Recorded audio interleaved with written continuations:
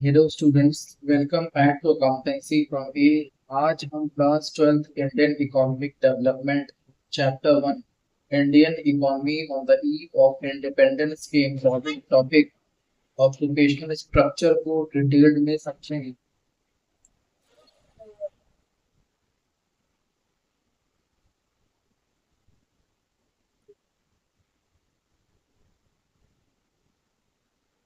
इस वीडियो में हम कवर करेंगे meaning of occupational structure, condition of demographic,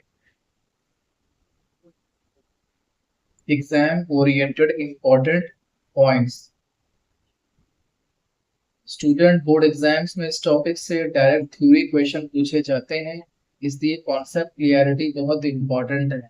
और एक इम्पॉर्टेंट बात, इस टॉपिक के पीडीएफ नोट्स का लिंक डिस्क्रिप्शन और पिन कमेंट में दिया गया है। पीडीएफ नोट्स में आपको मिलेगा complete theory notes, important points, quick revision material, exam oriented summary. Note जरूर डाउनलोड कर लेना। स्टार्ट करते हैं। देखिए, टॉपिक है हमारा ऑक्यूपेशनल स्ट्रक्चर। ऑक्यूपेशनल का मतलब क्या होता है? काम धंधा, जो लोग रोजी रोजगार में लगे हुए हैं भाई। ठीक है। तो अब देखिए यहाँ पे, it refers to the distribution of the workforce among the different economic sector such as primary, secondary and tertiary. ठीक है ना, थ्री सेक्टर्स होते हैं। ठीक है ना। अब देखिए, first, second and third, primary, secondary, tertiary. अब देखिए, एग्रीकल्चर को हम क्या कह सकते हैं? Primary sector. अगर फॉर एग्जाम्पल 100 पर्सन अगर हैं, 100 लोग अगर हैं, तो कहा यह जाएगा कि उस टाइम की बात कर रहे हैं, 70% उस टाइम, ब्रिटिश टाइम की बात हो रही है, 70% लोग किसमें इन्वॉल्व थे? एग्रीकल्चर में, 10% इंडस्ट्रियल सेक्टर में एंड 15% हॉस्पिटैलिटी में, मतलब सर्विस सेक्टर में। State of occupational sector on the eve of independence. अब कुछ पॉइंट्स हैं जो पीछे मैंने डायग्रामेटिक फॉर्म समझाया, वो अब यहाँ पर एक डेफिनेशन के फॉर्म में या फिर थ्योरी फॉर्म में समझ लो, समझाते हैं आपको। फर्स्ट क्या है? Agriculture was the main source of occupation and about 72.7% of the working population was engage in agriculture. तो एग्रीकल्चर में कितने परसेंट लोग लगे हुए थे? 72.7। सेकेंड टॉपिक क्या है? पॉइंट क्या है? Only 10.1% of the working population were engaged in manufacturing sector, means industrial sector. Third point हमारा क्या है? Only 17.2% of the working population were engaged in service sector, means tertiary sector. Fourth point क्या है? There was an unbalance growth of Indian economy at the time of independence.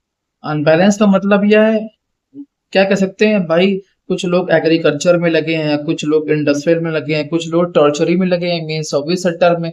मतलब कोई balance नाम की चीज थी ही नहीं, तो इसे हम अनबैलेंस तो बोल सकते हैं ना। इट इंडिकेट रीजनल वेरिएशन, भाई लोग अलग अलग रीजन में लगे हुए थे। There was a rise in agriculture workforce in Punjab, Rajasthan. भाई ज्यादातर लोग किस एरिया के थे? Punjab, Rajasthan, Orissa. But fall in Bombay and Madras presidency. भाई बॉम्बे और मद्रास के लोग कहाँ उस सट्टा में लगे हुए थे? बात, अब डेमोग्राफिक कंडीशन की बात करते हैं, मीन जनसंख्या के ऊपर बात करते हैं।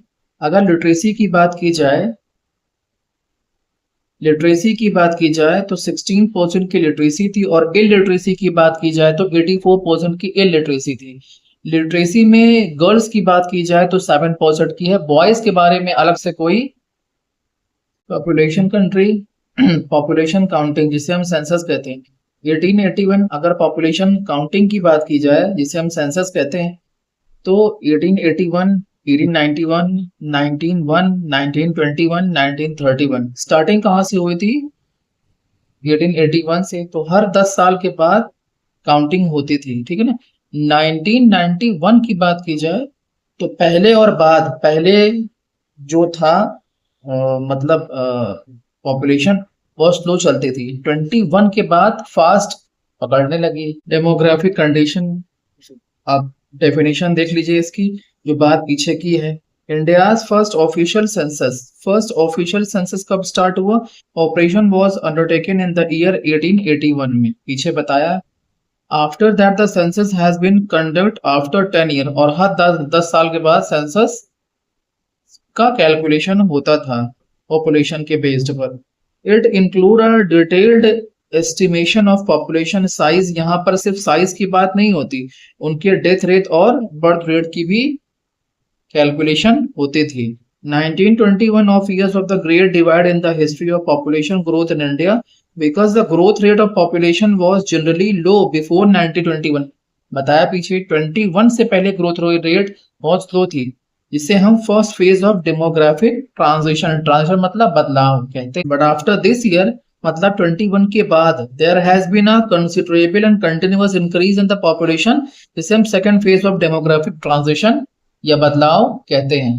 Demographic condition Indian economy on the eve of independence, इस टाइम पर डेमोग्राफिक कंडीशन कैसी थी? फर्स्ट देखिए, there was a high rate of birth 48, मान लीजिए कि ये हाई है, and a high death rate 40%, मतलब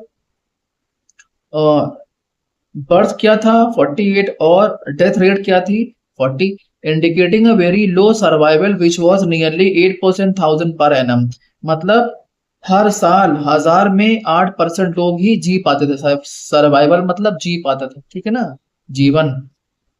सेकेंड टॉपिक है, मतलब पॉइंट है, life expectancy was a very low, मतलब 32 साल का ही एक ऑन एन एवरेज पीरियड था एक आदमी के पास। Which was the lack of health care facility, भाई कोई हेल्थ केयर फैसिलिटी थी ही नहीं, मेडिकल ट्रीटमेंट की बात हो रही है। Third, the literacy rate of low as 16%, कितना था पीछे बताया आपको। The female literacy rate was very low only at 7%। Boys के बारे में इंडिविजुअल कुछ नहीं है सिलेबस में, आपके सिलेबस की बात कर रहे हैं। गर्ल्स के बारे में बताया गया। फोर्थ, इन्फेंट बोलते हैं 1 साल से कम के बच्चे, कम एज के बच्चे। Infant mortality rate was very high 218 पर 1000 में सिर्फ 218 ही जी पाते थे। Fifth, poverty rate was also lowering the demographic in India. भाई इंडिया का जो पॉवर्टी रेट था बड़ा जबरदस्त था, गरीबी हर तरफ, चारों तरफ गरीबी ही फैली हुई थी। Six, low standard of living, people use to spend 80 to 90% of their income of the basic need. लोग अगर 100 रुपए कमा रहे हैं तो 80 से 90 रुपए उनको उनकी बेसिक रिक्वायरमेंट को फुलफिल करने में ही एक्सपेंस हो जाते थे। तो ये लेक्चर था, अगर आपको अच्छा लगा हो तो please subscribe my YouTube channel.